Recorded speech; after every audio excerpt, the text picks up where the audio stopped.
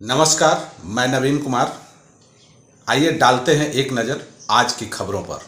भूमि सर्वेक्षण को लेकर मंत्री ने दी नई जानकारी, कहा सर्वे के लिए घर चलकर आएंगे अधिकारी। बिहार में चल रहे जमीन सर्वे को लेकर लगातार नए अपडेट आ रहे हैं। इसी कड़ी में अब राजस्व और भूमि सुधार मंत्री डॉक्टर दिलीप जायसवाल ने कहा कि अगर किसी की जमीन का सर्वे नहीं होता है तो सरकार उस रैयत के घर पदाधिकारी को भेजेगी और उसकी जमीन का सर्वे कराएगी। मंत्री ने कहा कि सर्वे को लेकर किसी को परेशान होने की ज़रूरत नहीं है। राज्य सरकार जमीन सर्वे की चल रही प्रक्रिया में भूधारकों को कागजात उपलब्ध कराने के लिए 3 महीने के समय को और आगे बढ़ा सकती है। उन्होंने कहा कि अगर आपकी ज़मीन पर आपका कब्जा है, आप उस पर रहते हैं और उसकी रसीद कटाते हैं तो आपका ज़मीन आपसे कोई नहीं छीन सकता है। जीविका दीदियों की बल्ले बल्ले, नीतीश सरकार ने जारी किए 5 अरब रुपए, 34 लाख महिलाओं तक पहुंचेगा लाभ। नीतीश सरकार ने राष्ट्रीय ग्रामीण आजीविका मिशन के लिए प्रथम किस्त के रूप में 525 करोड़ रुपए का आवंटन जारी कर दी है। ग्रामीण विकास मंत्री श्रवण कुमार ने बताया कि ग्रामीण इलाकों में संचालित जीविका के हजारों स्वयं सहायता समूह को इससे लाभ होगा। इसमें 40-60 के तहत केंद्रांश के रूप में 31,369.58 लाख रुपए, 3 अरब 13 करोड़ 69 लाख 58 हजार रुपये एवं राज्यांश के रूप में 2 अरब 9 करोड़ 13 लाख 5 हजार रुपये उपलब्ध कराई गई है। इस राशि का उपयोग कृषि, पशुपालन, हस्तशिल्प, लघु उद्योग और अन्य आजीविका गतिविधियों को बढ़ावा देने के लिए किया जाएगा।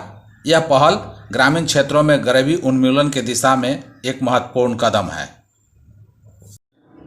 शिक्षकों के वेतन पर आया बड़ा अपडेट, नया नियम लागू, ऐसे बनेगी हाजिरी। शिक्षा विभाग के एसीएस ने ई शिक्षा कोष ऐप से हाजिरी बनाने का सख्त निर्देश दिया था। इसके बावजूद कुछ शिक्षक ई शिक्षा कोष ऐप के माध्यम से हाजिरी नहीं बना पा रहे थे। इसे एसीएस ने गंभीरता से लिया है। उन्होंने जिला शिक्षा पदाधिकारी को पत्र भेज कहा है कि ई शिक्षा कोष ऐप से हाजिरी बनाने पर ही अक्टूबर से वेतन का भुगतान किया जाएगा। इसकी संपूर्ण जानकारी देते हुए डीईओ मदन राय ने बताया कि ऐप पर हाजिरी बनाने पर ही अक्टूबर माह से शिक्षकों के वेतन का भुगतान होगा। उन्होंने ऐप के माध्यम से हाजिरी बनाने के संबंध में बताया कि ऐप पर हाजिरी के अब 2 विकल्प दिए गए हैं। डीओ ने बताया कि स्कूल परिसर में ही हाजिरी बनानी है। अगर स्कूल के किसी विभागीय काम से बाहर है तो उक्त काम को दर्ज करना है। इस दौरान मोबाइल से ही फोटो खींचकर अपलोड करना है। बेगूसराय में 12 करोड़ की योजना को मिली स्वीकृति, नगर भवन निर्माण को लेकर नहीं बनी सहमति। बेगूसराय में करीब 1 साल बाद नगर परिषद कार्यालय के सभागार में बीहट नगर परिषद के समान बोर्ड की बैठक हुई। बैठक की अध्यक्षता मुख्य पार्षद बबीता कुमारी ने किया।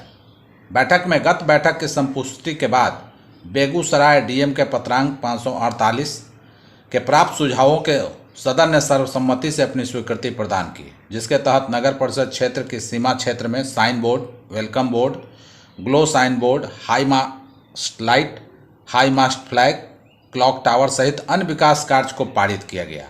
वहीं नगर परिषद बीहट कार्यालय भवन पर चर्चा शुरू हुई तो नगर परिषद बीहट के 28 से अधिक वार्ड पार्षदों का हस्ताक्षर पत्र सदन में पेश किया गया।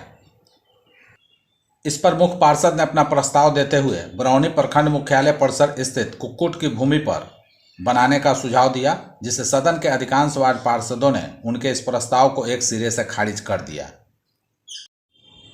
पटना में 1 दर्जन से अधिक सड़कों पर नहीं है पार्किंग की व्यवस्था। बता दें कि पटना के Nala road, boring road, Kankarbagh main road, new Dak Bungalow road, Bhattacharya road, Harding road, Khagaul road समेत शहर की 1 दर्जन से अधिक सड़कें ऐसी हैं जहां पार्किंग की कोई व्यवस्था नहीं है। इनमें कुछ सड़कें ऐसी हैं जहां दोनों ओर दुकान और मार्केट कम्प्लेक्स हैं, लेकिन वाहन लगाने की कोई जगह नहीं है। राजधानी के प्रमुख बाजार के रूप में विकसित होने के वर्षों बाद भी जगह की कमी से यहां अब तक किसी औपचारिक पार्किंग का निर्माण नहीं हो पाया। मजबूरन लोगों को सड़क पर ही वाहन लगाना पड़ता है। इसके कारण सड़कों की चौड़ाई बहुत कम हो जाती है और हैवी ट्रैफिक लोड के कारण हर दिन जाम की समस्या लगी रहती है। समस्या के अस्थायी निदान के लिए लगभग 5 साल पहले तत्कालीन ट्रैफिक एसपी ने पटना नगर निगम को 16 ऐसी सड़क को चिन्हित कर उनकी सूची भेजी थी जहां पार्किंग के लिए जगह उपलब्ध नहीं है।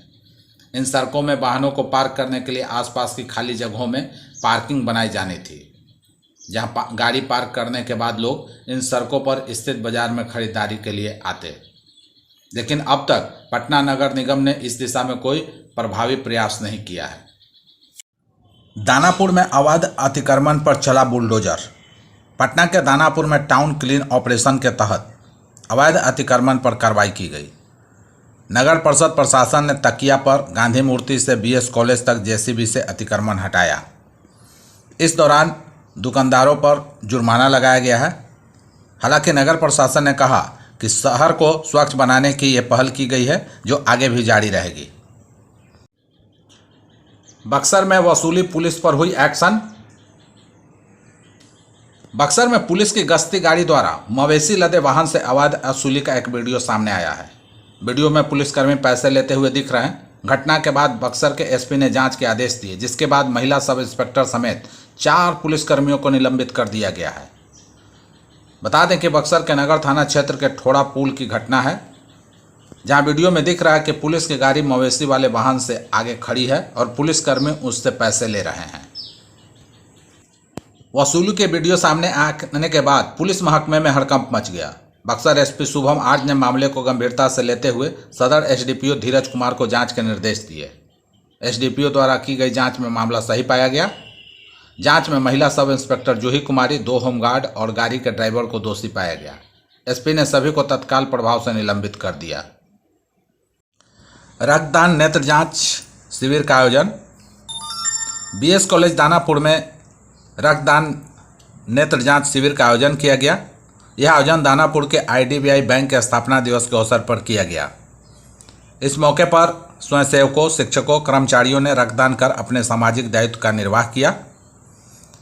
इस मौके पर राष्ट्रीय सेवा योजना के कार्यक्रम पदाधिकारी डॉक्टर राकेश रंजन ने समस्त टीमों के साथ समन्वय करते हुए कहा कि हम सबों की नैतिक जिम्मेदारी है कि रक्तदान को एक सामान्य बात समझते हुए हम सबको इसके लिए आगे आना चाहिए और स्वेच्छा से रक्तदान करना चाहिए। बिहार में कई मास्टर साहब का सर्टिफिकेट निकला डुप्लीकेट। पटना के 48 गुरुजी रडार पर। बता दें कि बिहार में बड़ी संख्या में डुप्लीकेट सर्टिफिकेट के आधार पर शिक्षक नौकरी कर रहे हैं। अकेले पटना जिले के विभिन्न प्रखंडों में ही पदस्थापित 48 शिक्षक जांच के घेरे में हैं। इन शिक्षकों के प्रमाण पत्र की जांच की जाएगी। इन शिक्षकों द्वारा सक्षमता परीक्षा 2024 के लिए ऑनलाइन भरे गए आवेदन पत्रों के जांच के क्रम में बीटीईटी, सीटीईटी और एसटीईटी का डुप्लीकेट प्रमाण पत्र होने का मामला सामने आया है। सक्षमता परीक्षा प्रथम के लिए किए गए ऑनलाइन आवेदन के समय एक ही अनुक्रमांक संख्या पर 2 शिक्षकों का प्रमाण पत्र चिन्हित किया गया है। जांच के बाद इन 48 शिक्षकों के पास डुप्लीकेट प्रमाण पत्र होने के बाद इन्हें चिन्हित किया गया। जिला शिक्षा पदाधिकारी संजय कुमार ने 17 जिलों के प्रखंड शिक्षा पदाधिकारी से इन शिक्षकों के प्रमाण पत्र मांगे हैं। डीओ ने कहा कि इन शिक्षकों के प्रमाण पत्र की पुख्ता जांच की जाएगी। इसके लिए इनका प्रमाण पत्र मांगा गया है। बता दें कि पटना जिले के 23 प्रखंडों में से 17 में ऐसे शिक्षक चिन्हित हुए हैं। इनमें सबसे अधिक बख्तियारपुर, मसौढ़ी और धनरुआ प्रखंड में 6-6 शिक्षक हैं।